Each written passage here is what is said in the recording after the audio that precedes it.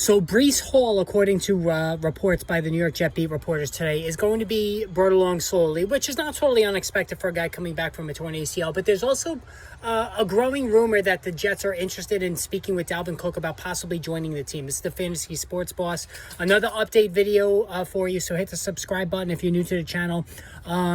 I'm going to be doing a lot of these odds and end videos in addition to the player profiles and rankings and whatnot going into the season, because every news item has an impact on rankings. And for me, Breece Hall, somebody who I really like in that second and third tier running back, because I've said this endlessly, I'm not taking a top tier running back outside of Bijan Robinson. No Jonathan Taylor for me, no Christian McCaffrey, no Austin Eckler. I'm going to go receiver or tight end in round 1. And then in round 2 and round 3, that's when I'm going to be looking at my running back. And go early as Ramondre Stevenson in round 2, or Breece Hall initially, or maybe go Travis Etienne a little bit later. But it had me thinking to possibly now jog back my ranking on Hall a little bit. So as you know, Ramondre Stevenson, Breece Hall, Travis Etienne, Miles Sanders, those 4 guys in particular are the backs that I'm going to be targeting in drafts this season. Jahmyr Gibbs, I've also added to that group as well. Again, second, third tier guys as opposed to, you know, the top tier guys that I talked about.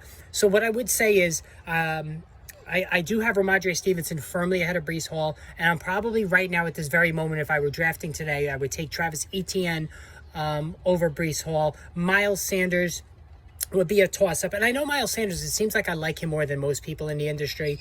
There's a disrespect for Miles Sanders that I just don't get. You know, he's a capable receiver. Wasn't really used much in the receiving game with Philadelphia. I think he will on a team that's going to need to take pressure off of Bryce Young.